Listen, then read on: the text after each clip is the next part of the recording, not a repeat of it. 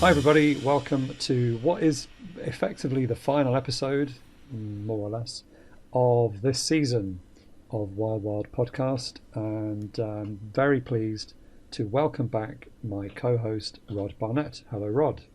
Hey Adrian, how you doing, buddy? Well, I'm good. I've not been podcasting as much this weekend as you have by the sound of things, so if you feel your voice is just finally can't take it anymore, just let me know and I'll try and fill in for you. I'm good. No, I have been I have been a busy audio beaver this weekend, recording a commentary track and recording a podcast and an interview. It's been a busy weekend. It's true.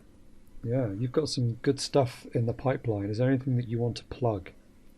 I honestly probably just the Bloody Pit podcast where we have the Candy Snatchers episode up right now, which I think is a pretty darn good one, and then the one that'll come out after that will be focused on Boogie Nights, which we don't often cover films that actually involve people who win Academy Awards, but when we do, we definitely make sure it involves people being naked. So that's the trade-off. Yes, well, I wouldn't call it a rule of thumb, but it is it is kind of something we want to include as a strong possibility. It's like 75% there. If there's nudity, we're good. I mean, the Candy Snatchers, there's got some similarities with our film today, I think. In a strange way, that's true. Yeah, there are connections. Great, yeah. No, you're always busy. I'm always impressed with your audio output. It's pretty extraordinary, and I'm sure since the last episode we did of this, you had another commentary track announced, or did I dream that? I don't know. What's your most recent one that's come out? No new information about anything that I didn't already know about. Thank goodness, because I have enough on my plate at the moment. Give me about a month, and I'll be more than willing to have new jobs drop into my lap. But yeah, no, that's very cool.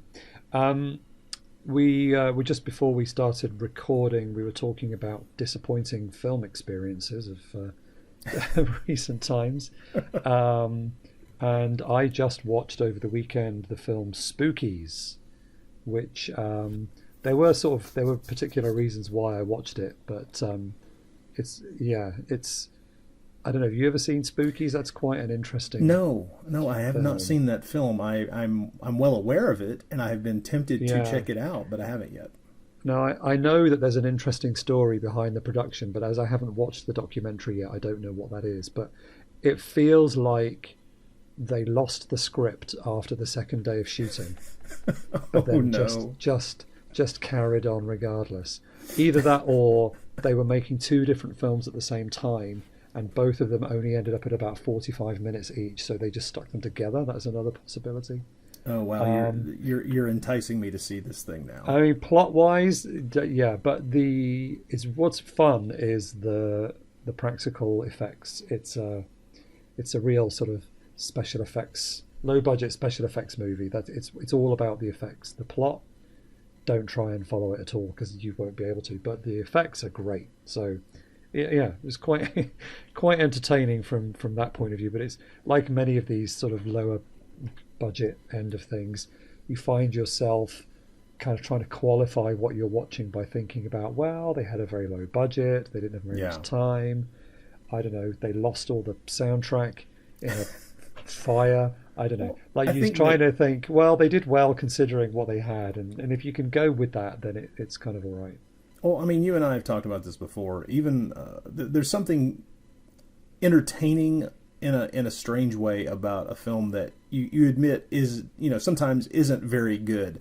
But the thing about low budget filmmaking, especially genre filmmaking, when you're talking about horror, monster movies, something like that, I think there's something that can be gleaned from it if you're of the bizarre mindset of someone like you and I, real film nuts. Mm-hmm. Where my for instance on that is just last night I finally watched the John Russo horror film that was shot in 1980 somewhere in the wilds of Pittsburgh.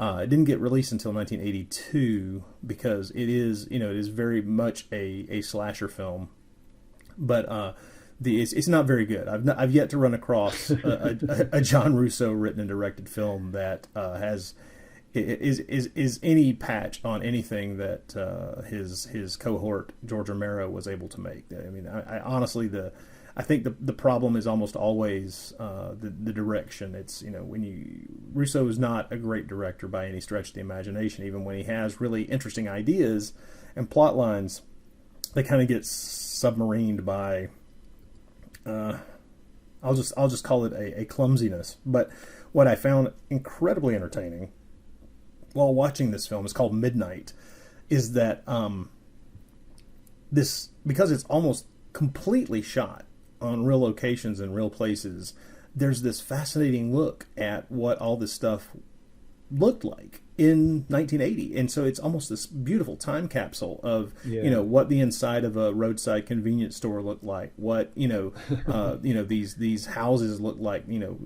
of different types. And it's like there's only like one or two decent actors in the entire piece. I mean, everybody else is one level of barely competent or another. But I mean, there are a couple of good actors in the movie, including a really interesting, nuanced and strange performance from Lawrence Tierney, who's pretty damn good in it actually. But and John Amplas is in it, and he's not really required to do anything other than just be a scumbag. But the film I still found really interesting to watch, even while I'm going, wow, this thing kind of sucks. I think we've probably finished talking about those films now. Yeah, definitely. We can move on to the task. We can move on. So we've reached the 10th film of our series, and we are going today to talk about Magnum Cop.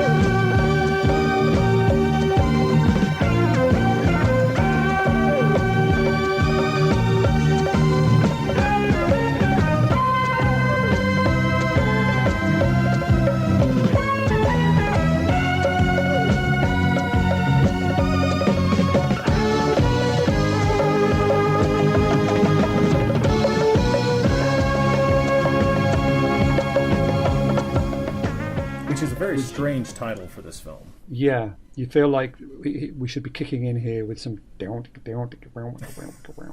of well, not just that, because the character isn't a cop in the movie. It's the wrong title. Well, that's before we even get there. Okay, so Magnum Cop. Magnum Cop. The original title is Poliziotto senza paura. Sorry, let me say that again. Poliziotto senza paura, which the direct translation is Policeman Without Fear. Yeah. Cop Without Fear.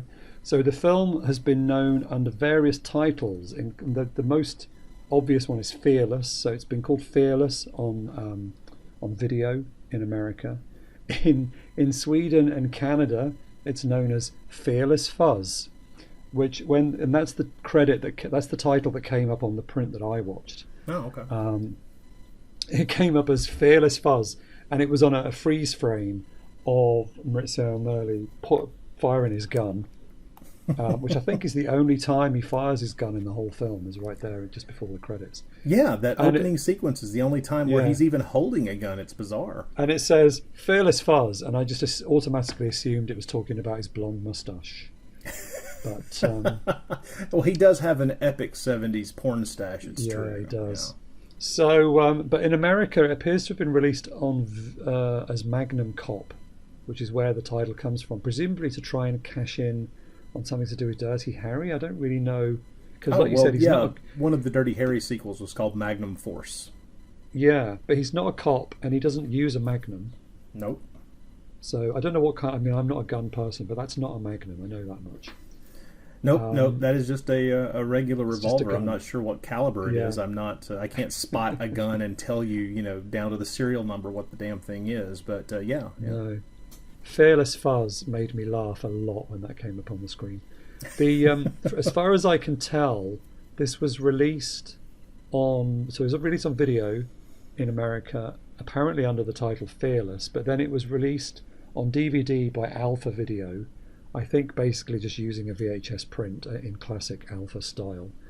But they put that out. They put it out on video under the title Magnum Cop, but used a print that had Fearless Fuzz on it, which I guess comes from Canada, because apparently that's what it was called in Canada. Also, according to the IMDb, there is a version of this film released with Joan Collins on the cover called Fatal Charm. Well, I mean, that's actually not. That's not a bad title for the story. Yeah. So this film it came hot on the heels of Stelvio Massi's previous film, which was another Poliziotto film he did called. Oh no, which one was it? Was it Convoy Busters? Yeah, one of those. Or what am I thinking of? Highway Racer, I think is the one I'm thinking of. Oh, yeah. Well, the thing is, he made so many, and watching this, I looked over his list of credits, and I don't know how many of his films you've seen, but I realized that I've only seen 2 or 3, and looking at the credits and reading about the various films, I suddenly realized that this guy is an untapped mine of this stuff from the 70s that I just have not paid enough attention to. I think I've seen Highway Racer. I'm pretty sure that is on the Arrow box set, but I might be wrong. I think I have seen that one. I have not seen that one yet. I definitely have strong memories of Emergency Squad. Mainly because it stars one of our previous Under the Spotlight actors here. Our friend from our friend from Freehand for a Tough Cop. You're talking about Thomas Milian. Yeah, Thomas Milian. I can't believe I'm completely blanking there. But Emergency Squad, I have strong memories of, because it's one of those movies where what you end up never being able to forget is some of the action sequences in it, especially some of the stunt driving. There's some great stuff in there, and it's also the film in which it was one of only the first 5 or 6 Thomas Milian performances I ever saw, and it's like he definitely did not want to be there. He's giving it that Bruce Willis in the past decade kind of performance, and it's really weird. I think I've seen this one. It's got Ray Lovelock in it, and the bad guy is called Marseille. Mm-hmm. It shares an actor with this film, Gaston Moschin, who we've seen in Fernando Leo films, of course, but.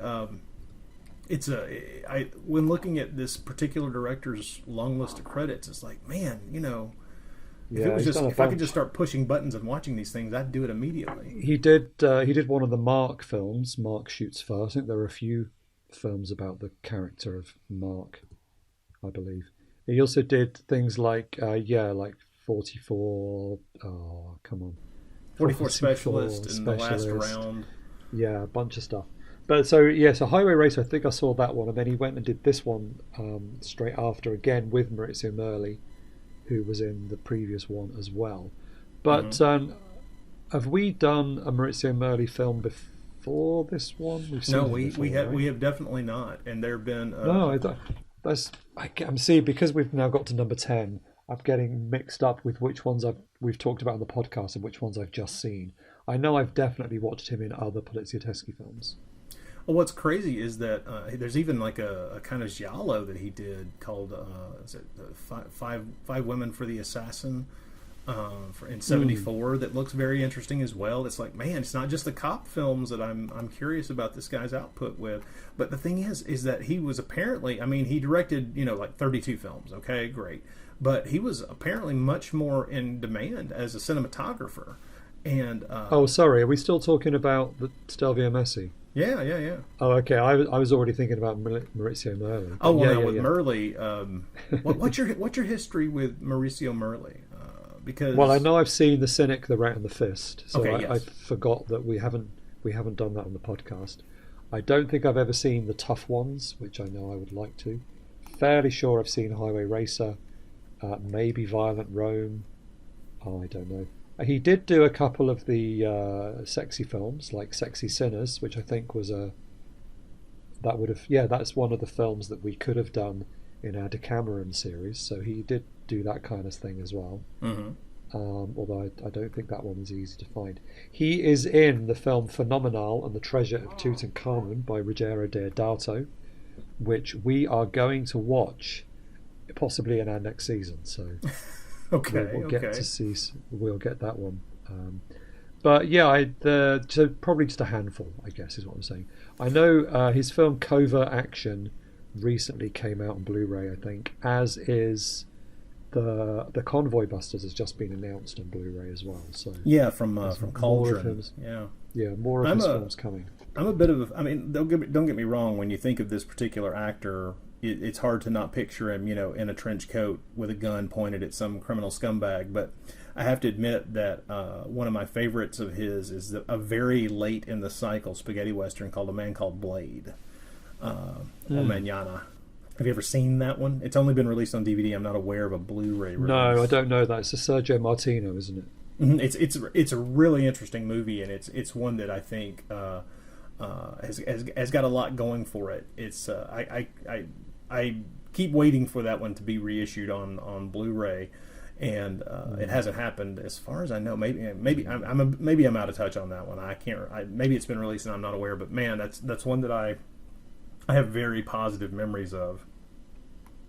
Yeah, he if you look at his credits, he tends to be called commissario or inspector. Like he just most of the 70s, he's some kind of cop, which makes this film like a bit of a standout in that he's not a cop, but they're still selling it as a cop film. Well, it's that classic thing where the character, the actor has been so identified with a certain type of role that he's become typecast, and they don't really in this film want to change what the actor does on screen, but they want to change up the reasons, the underlying reasons for why he's doing what he's doing. So they make him an ex-cop who's now a private investigator. And I have to say that not having, watched recently anyway, several of his cop films, I'm not walking in the door watching this film and thinking to myself, "Oh, this is neat." They're kind of playing around with things. I'm just kind of enjoying what they've got on tap here for this film because it's really fun. It's very clear what they're trying to do. They're setting him up as a kind of Sam Spade or Philip Marlowe character. Yes. Well, even his character's name deliberately is what's he called? Spada, Wally Spada. Yeah, so Walter they're deliberately Spada, giving him the Spade name. Exactly, and it's just one of those things where you're like, okay, well, cool, that is kind of neat. And also, they're leaning. This is definitely not something that they were doing with him in other films, but it is just a change in tone as opposed to circumstance, which is the idea of the amount of humor. My goodness, that's in the film, and it's not stupid humor. It's not slapstick. It is very much built out of the characters. But I would argue quite inappropriate, given the plot of this film. Sometimes it is, and sometimes it isn't. I mean, my review of this film that I wrote after I cool. watched it on Letterboxd was basically an intriguing mix of light comedy and child prostitution. And I'll grant you, now that you've dropped the bomb on the fact that it involves child prostitution, at least all of that stuff is serious. At least all of that, the film treats the subject matter at hand with seriousness. It's like it's almost like it's two films because you've got like all those bits, and then you've got the wacka wacka wacka wacka bits, in between where it's all like, hey, hoo, hey. Oh dear, it's pretty funny. Shall we, before we get into the plot, let's also talk about Joan Collins. Then we'll come back to the story. But I want to mention, because I basically picked this film, never having seen it before. Obviously, because of Massi and Merli, I knew we were probably going to be all right. But the main reason I picked this one was because Joan Collins was in it. And Joan Collins, she's about 45 when she made this film, which when you think about what she does in it, is quite impressive. She had already had a career going for more than 20 years when she made this film. True. And I last year I had to write an essay for the Blu-ray of I Don't Want to Be Born, also known as The Monster. And I also ended up doing a commentary track on that with my friend Laura. And so I'd done quite a lot of research into Joan Collins at the time, and looking at, particularly, I wrote my essay about her 70s career, her kind of 70s horror career, because she was a big deal in the 60s, but then into the 70s, I think she was already starting to be thought of as too old, basically, because there's this sort of terrible misogynist attitude within the film industry. She was too old to be a leading woman. She started to sort of go into character parts, and she ended up doing quite a lot of horror films, obviously things like Tales That Witness Madness, the classic Tales from the Crypt, all that sort of stuff, and then obviously this one, I Don't Want to Be Born. And then I find it really interesting that she kind of popped over to Italy, or I guess Austria, to do this movie in between things like Empire of the Ants and appearing on Starsky and Hutch. And Space 1999 and Ellery Queen. All that sort of stuff. Yeah, she was doing all kinds of stuff. Policewoman. I mean, luckily, her career was really revived by The Stud, which came out the same year as this, based on the novel written by her sister. And that really kind of reinvented Joan Collins and launched her. And then the sequel to that was The Bitch. And she was kind of reinvented as this revengeful, strong, sexually confident middle-aged woman, who then, of course, that character was channeled into Dynasty for goodness knows how many years. Oh God, I think at least 9. Yeah. Yeah. So this film came just before that, but you can see her character in this film is sort of on that spectrum, if you like. Yeah, and the amazing thing is she's got stuff in post-production as we speak. She's still working. Oh yeah, she's unstoppable. You can follow her on Instagram. She's always posting on Instagram. Well, I was kind of amazed. I was looking at her. If you just look at the past 5 years, I mean, she was in American Horror Story. She was in Hawaii Five-0. She's done a couple of films, and like I say, she's got at least 3 things that just haven't even come out yet because they're in post production. It's bizarre. Yeah, and she's going to be 90 next year. So she's a remarkable woman. She's been around for a long time and done so many great films. Hey, more power to her, man. She's a cinematic force of nature. Yeah. So it was interesting to see her in this one, which is So that was my reasoning for choosing this movie. But it turned out to not quite be the film I was expecting, I suppose. I didn't know anything about the plot going in. Neither of us had seen this film before we decided to cover it. What were your expectations? What were you looking for? Well, I was just thinking of it being more of a straight cop thriller, particularly because the pre-credit sequence is him taking photos of 2 women, or a woman and a girl, and then suddenly they get attacked by kidnappers. Obviously, Italy, 1970s, kidnapping, pretty common occurrence.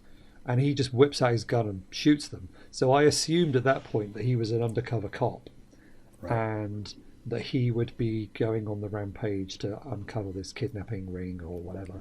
But that just seems to actually be a James Bond-inspired pre-credit sequence that has actually no real connection to the plot of the film. It just sort of establishes his character, because we then find out very quickly that he's actually a private detective. Who incidentally isn't supposed to just go around shooting people. Yeah, and he has read the riot act in his office by his former colleagues on the police force. Yeah. So he's an ex-cop.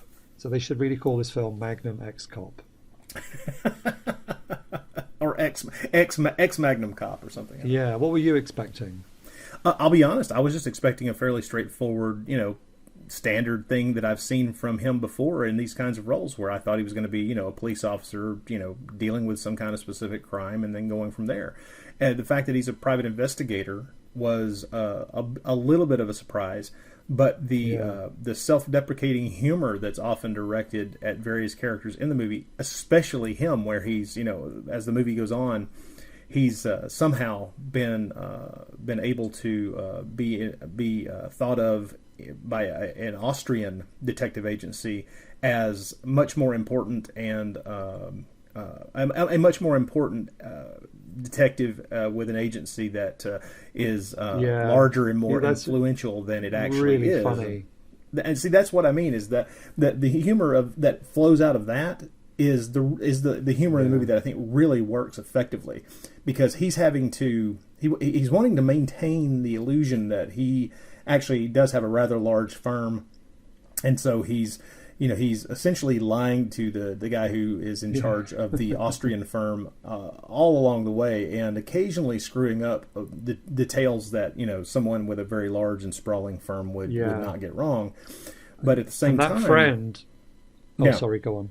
No. It's just that is the stuff that's humorous in this film that I think works very well.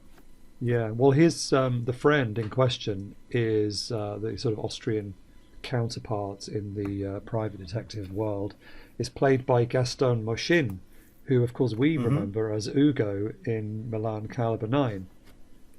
But he looks completely different here. I know. And it's just facial hair that does it. It's weird. But he was a comedy actor. He was primarily known for comedy before he did Milan Caliber 9. And that film kind of reinvented him as a sort of moody hero, action star, whatever. But here he's back straight into comedy mode. Like, hilarious faces. The freeze frame at the end of this movie should just be accompanied needs to be accompanied with a comedy horn. Yeah.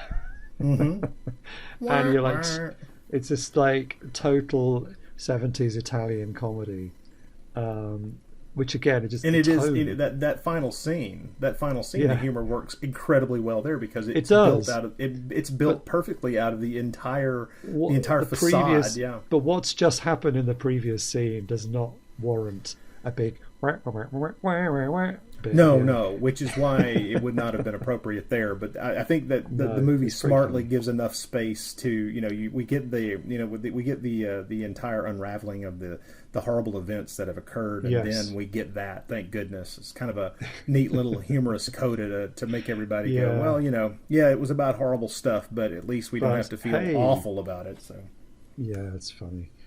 Should we talk about the story? We've teased people enough with this weird tonal shift all the way through the movie. So, so we've got our private eye, Wally Spada, or Spader. Let's just call him Wally. And he's running this sort of, he's your typical kind of gumshoe, I suppose we'd say, hard up detective, trying to make ends meet. He's got one assistant. They work out of this crummy office. And he's an ex-cop, so I guess he prefers being his own boss, but he'd earn a lot more money, I think, if he went back to the police force.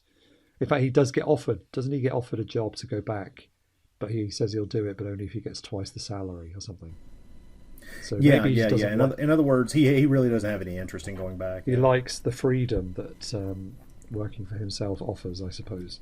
But they're constantly on the brink of bankruptcy. They can't pay their bills, all this kind of stuff. There's a funny scene where he goes to a restaurant with his assistant, and the restaurant owner complains that they basically never buy a full meal. They only ever buy just a little bit of just a little snack, basically, because they've never got any money. They buy like one entree and they share it. What the hell? But then they're opening their post and it's all bills, until one letter is from Austria, and I don't know where it's from. His friend, who's this guy we just mentioned, Carl, his counterpart in Austria, are offering him, I think it's 2,000 lira, I can't remember. I'm quite confused because it was an English dub. They say it in dollars. It's like it's actually like $1,000 or $2,000, and it's one of those things that's it's a large enough amount of money for them to really go bug-eyed over it. Yeah. So this means he can afford some food, but he's been asked to track down the daughter of a wealthy Austrian banker who is somewhere in Rome, called Annalise. And so he's tasked with going to find her. The only lead that he's got is a photo of her with another guy. It's like a sexy photo. And he goes to his contact in the police and discovers that this guy is a local pimp. So we're into the sleazy end of the Poliziotto. Yeah. I mean, they're touching lightly on it at first, but then it goes on, yeah. Mm-hmm.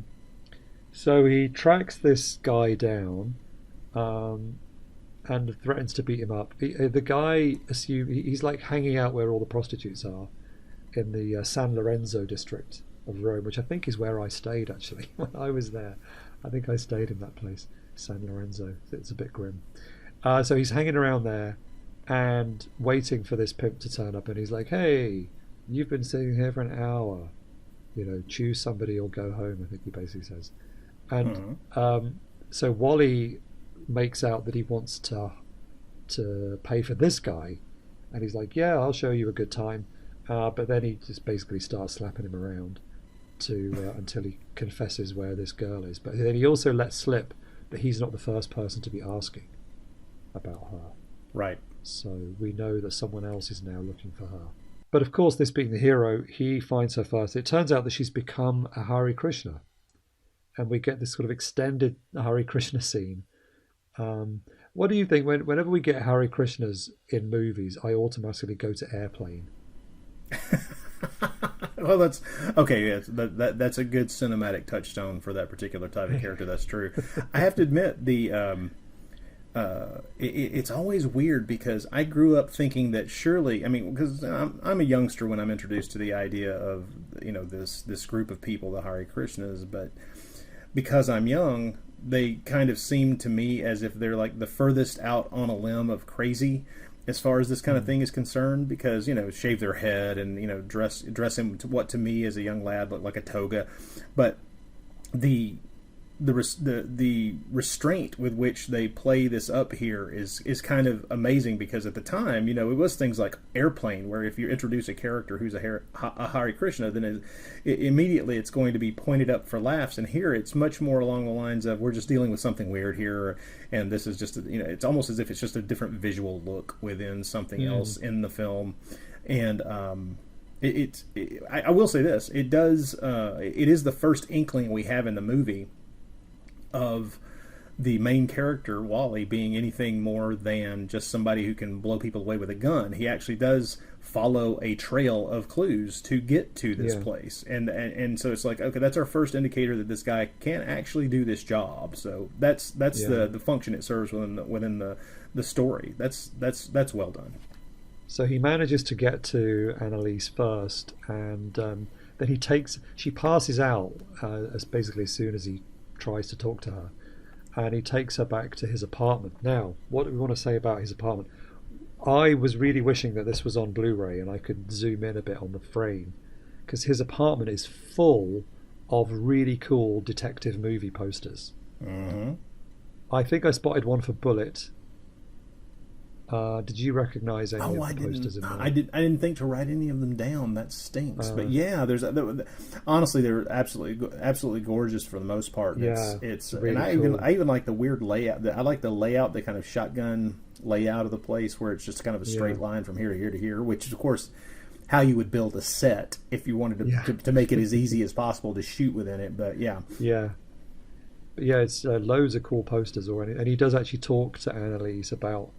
He's like, "Oh, I've seen this movie. I've seen all the movies." When she's trying to seduce him to let her go, because he basically tells her that she's got to go back to her dad. She doesn't want to. He tells her she does, so she takes all her clothes off, and he's still like, "No, thank you." So he appears to be a detective with some kind of moral code. Yeah, and that's where they establish that here, which is that this is not some guy who's going to take advantage of a woman just because he can get away with it. He does seem to have some kind of moral underpinning to his character, which is not what you would expect from a film of this type in general. Yeah, but then she fakes having a fit, and she's holding a note that I think means that she probably does actually have these fits for real, because then she's got a note already that says, if I am having a fit, please give me this particular medication, which of course she doesn't have on her, which would seem it's a bit of an oversight. I would say if you're liable to fits. So he has to leg it to the chemist, which of course she's faking it this time, and she runs away whilst he's out. And then she immediately gets picked up by the other people who are looking for her, because they were also at the Hare Krishna party, but Wally got there first. So they pick her up and speed off, and Wally he then embarks on a bit of a car chase, if I'm right. Am I remembering this right? And he's got the strangest car. Yes, I don't know what is up with his car. Green Jeep-like thing. It's that specific shade of green, so that they can have another little visual joke later on when he's dealing with his Austrian counterpart, and the guy's very expensive sports car is the same shade of green. Yeah. So Wally's driving all over these fields to try and cut them off as they're taking the roads through the countryside, but he gets stuck in a flock of sheep. Yes. And so that's it, she's gone. So that's pretty much, as far as I remember, that basically ends the portion of the film that is in Italy, because then he goes to Austria to try and figure out what's going on. He thinks he knows who's kidnapped her, so he heads off to see his friend in Austria. One thing I wanted to mention, I've only written one note for this film, which we haven't talked about yet, which is dungarees. Oh. Do we want to talk about Wally's dungarees? Well, I mean... He's not dressed in a typical Poliziotto film star outfit. I agree with you, but except for one clothing item. One clothing item definitely is exactly what he wears in a lot of his straighter cop movies, which is the trench coat. Yes. But other than that, yes. Oh, and as an aside, really quick, man, is it ever clear that they shot this during the colder months of the year? Holy crap! Everybody's wearing a coat or a sweater or something like this, even indoors at times. It's one of those times where you're just like, okay, we definitely know what's going on here. There were a few times when you could see people's breath, and it wasn't distracting, but it was just one of those things where it's just like, yeah, they're shooting this early in the morning, I think. But the clothing, the dungarees, they made me think again, that this sort of slightly comedy tone, and the almost comedy clothes made me feel like maybe they wrote this part for Thomas Milian at first. I feel like he would have been better suited to that kind of comedy role. I don't know. Maybe I think Marizio Merli just doesn't seem like a comedian. No, but I think that the way they've set this up. Well, he's. I would never have thought of him for this just because of the movies I've seen him in before this. Yeah. But I do. I would say that I think that he's very good at dealing with, especially like I say, in those scenes where he's dealing with the with Carl, with his Austrian counterpart. I think that he's really good at actually getting across the humorous bits. Those are well played. So he's better than I would have thought. Yeah, I guess I'm mainly thinking of the dungarees and just picturing Thomas Milian in that kind of the baggy pants and maybe clown shoes or flip flops only, or just dungarees. Just feels like children's TV presenter circa 1974. Very true. It's kind of an odd choice, but my reference over here would be Captain Kangaroo, but I don't think that works for you. All right, okay. Not Bozo the Clown necessarily, but. No. So he heads to Austria and meets up with Carl, who is in this super computer-controlled detective agency with the kind of technology that we last saw in Savage 3. Yeah. Where they use lots of computing to analyze data and generate leads. And Wally, like you said, he's pretending, oh yeah, I've got all this stuff. I've got the more recent model, and he's really keeping Carl believing that Wally is a much more affluent and important detective than he really is, and all that stuff's pretty funny. Mm-hmm. But they get summoned to go and see this banker, the one whose daughter has gone, and he claims that his daughter has been returned, everything is fine, sorry for your trouble, here's some more money. Yeah. And that's basically the end of the line. But just as they are leaving and Wally's going to go back to the airport, Wally is trying to hit on Carl's secretary here, by the way. Yeah. Understandably so. And Carl has there's a woman who keeps hanging around his office, whose 14-year-old, actually I think she's 14? Yeah, she's 14. Mm-hmm. 14-year-old daughter was killed in a car crash, or she was hit by a car. But she believes that her daughter was murdered, that nobody will listen. She keeps coming to beg Carl for help. Carl's really just putting her off because he's not really interested. Because he really believes agrees. that it's an accident. That there's nothing going on. Because he believes the pathologist reports and all that. But Wally, we know Wally, he's a nice guy. So he listens to this woman and he goes back to her house and he starts talking to her friends. And he starts to think maybe there's something here. Maybe I would just say that one of the moments in the movie, there's several moments in the movie where we see just how good a person Walter or Wally is, and it is one of these where he says I'll go listen to her, I'll listen to her, I'll learn what she has to say, because I have a few hours before my plane's supposed to leave anyway. I'll go do this, and then he starts listening to her and getting curious about it, and you really see the kind nature of his personality start to come out here, and I think that's great because it plays so heavily in the rest of the story. Yeah, so I don't want to, because this is a film that many people may not have seen. It's not a hugely well-known one, and it's not that easily available. Yeah. So I don't want to give away much more, except to say that he does begin to uncover a conspiracy that is basically about child prostitution and teenage prostitution. He meets a 13-year-old girl who was a friend of the girl that died. Right. Although she denies even being friends with this girl. At first, yeah. And at first. So this is Renata, and she's only 13, I believe, which is quite.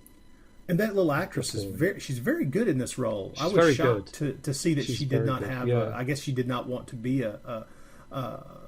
any kind of filmmaker or actor or anything like that, because she had a very short career. She only was in 3 or 4 things, and that's kind of sad because she's quite good in this. Although, according to the IMDb, she is in Paganini Horror. I think she's one of the girls. She's one of the women in the band in Paganini Horror. Really? Holy crap! Okay, cool. Yeah. Jasmine Maimone. Yeah. She's in Paganini Horror and The Black Cat. So she must have been. And she's in Demons. Hey, there you go. So she did a few things, but she, just for about 10 years, I guess. But yeah, who knows? But yeah, anyway. So yeah, she's very good. This was her first film. She's quite young. This is what I meant about this sort of weird. It's weird how this film tries to play quite a lot of it for comedy, because suddenly we're into what have they done to your daughters territory here, and that is not necessarily the right place to try and make a film funny. Agreed. But this does feel like it's another film in that cycle. Obviously, we had What Have They Done to Your Daughters? What Have They Done to Solange? What's it called? Ring of Fear? Is that the other one in that trilogy? Well, I'm thinking also of like Blue Movie Blackmail, where we get a little close to the line on the underage stuff there. So yeah, sure. I mean, how many films have we done that involved a child prostitution racket? I feel like it seems to be a common thread in these films. There's also obviously Suspicious Death of a Minor. I think that is a sort of similar very much thing so as well. So it makes you wonder how much of this, because the Poliziotto films in general were sort of ripped from the headlines type films. So it makes you wonder how often teenage prostitution rackets were being exposed in the news, that they kept returning to it. Well, I'm loath to say, following a trend, But I mean, that is a part of cinema. And if you have some some well-regarded films that make a lot of money, True. that have that as the underlying plot engine, then that's something that's probably going to be returned to repeatedly. But Yeah. I do wonder how common. I hate to say it, but I fear that it probably is more common than I would like to think it is, as a kind of part of the underbelly of criminal society. But it is interesting that is such a reoccurring, not necessarily theme, but a reoccurring little plot element, even in films that where it's not the total focus. The unpleasant nature of it is. I can see easily someone arguing that if you're going to have that as the, I mean, we're kind of having that debate here. It's like, how good an idea was it to have the driving force of the criminal enterprise that this movie detective uncovers be something so horrible as a child prostitution ring, where we're talking about something that's one of the worst, most hideous things that one can imagine doing to another human being. But at the same time, so in other words, the argument could be, we've got to treat this seriously because this is a dark and deadly thing, and it's awful in every aspect, and that's what you would get with something like, what have they done to your daughters? That's a big part of that. Yeah. But then I can see years later, where we're talking years later. This came out in '78, where we treat that part of the plot with deadly seriousness, but we have to find a way to leaven it just a little bit, because what we're not looking for is something as dark and grim as those earlier movivies. And it's a tight wire act. You've got to be very careful about tone, and you've got to, and I think this movie, for the most part, walks that tightrope effectively, because the humorous bits are placed strictly within the character pieces dealing with the main character and the fiction that he's maintaining about his own successful abilities as an entrepreneur to a degree. And so I think that's good that they are. There's an argument to be had about whether it's a good idea to try to have any kind of humor when dealing with a subject like this. But I can also see how certain different creative people would go, maybe it's best if we don't have everybody thinking that it's great to look around for a razor blade to kill themselves after our film. I don't know. Yeah, no, that's fair enough. And like you said, I think you're right there, that it is getting a bit later in the day. It's been a few years since those other ones. But so basically, so he uncovers the something sinister is going on, and he starts to identify people who may be involved, including there's some gangsters who kind of chase him and beat him up. He spends so much time in this movie getting the snot beat out of him. Holy crap! It's very much the Humphrey Bogart character in various private detective films of the '40s, where you're just like, damn, how many times can he be punched? Yeah, it's like he does it on purpose because he knows it will get him information. So he's kind of almost allows it to happen. There's at least one sequence in this film where it feels that way, yeah. Yeah. So he finds out that there's this guy called Strauss who runs a nightclub who may be somehow involved in running this thing. So he goes to Strauss's nightclub, and this is where we first are introduced to Joan Collins, who comes out and does a striptease act. Which 45-year-old stripper in a club, that's pretty good, I think. That's like age positive, isn't it? These days, we would call it. She's Joan Collins, so if you're that attractive, okay, I can see why someone would want you to do that job. Yeah, she's very good, and clearly didn't mind taking her clothes off in movies, even at that age. It's to a certain extent as well. That's kind of what these films required, and if you wanted the job, then you would do that, I guess. I guess it's at this point that I have to say, obviously this is a different time. The 70s were a different decade, man. Absolutely. And so Wally starts to make friends with her and gets him deeper into uncovering what's going on. And I don't really want to say much more than that, other than I think we've talked about this before, how in Poliziotto films nobody is safe, not even children. and you just don't know. You can't assume anything is going to be okay. There are at least 2 or 3 things that occur in the last act of this film that had me gasp. Ah, yeah. I was watching it with my dear sweet Beth, and there is a very specific moment in the film where, and I won't reveal what it is, where she out loud went, "Oh my God!" I know. Yeah. Yeah. I kind of jolted up off of the couch myself. It's effective filmmaking, and it's pretty darn well done.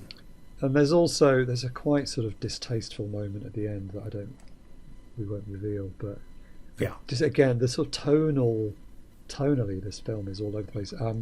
Roberto Curti kind of talks about it being a bit of a schizophrenic film, and I think he's kind of right there. He is. But he is. It's definitely interesting. When you look at the poster for the film, it looks much more like a traditional Poliziotto movie, like the actual Italian poster. Marizio Merli's got a gun to someone's head. There's shooting, there's car chases, there's motorbikes, and there is a bit of that in the film. There's some pretty cool sort of motorbike racer where he's on a bike following a lead, and the bike, they just clearly strapped the camera to the bike. They didn't close any roads, and they're just weaving in and out of traffic. So all that stuff is pretty cool, and does make you feel, here we are in one of these films. But yeah, I think you're right, because this is quite late in the cycle. There's clearly an element of wanting to do something else as well, rather than just sort of follow the template, I suppose. Well, I mean, everybody's eye, all the producers' eyes are always on how well did this film do versus the previous one.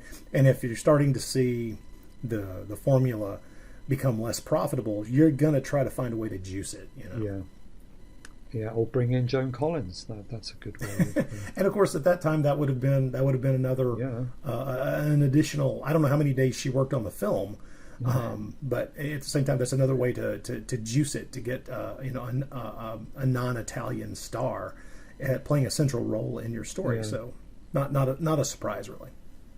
There's a great line earlier in the film. It's when Wally is talking to the girl who became who he's had to rescue, who was a prostitute and then a Hare Krishna, and she says, "I tried to find out what was missing in my life through drugs," and he says, "I chose apples." Yes, and that's a sort of indication of the sort of hilarious comedy that is sprinkled in through the film.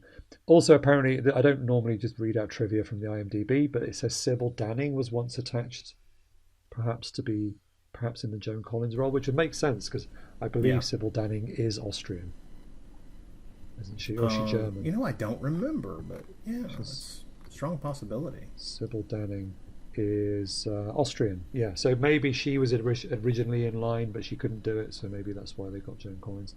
I could see Sybil Danning in this role, and she was certainly much closer to the age that you would expect a nightclub stripper to be.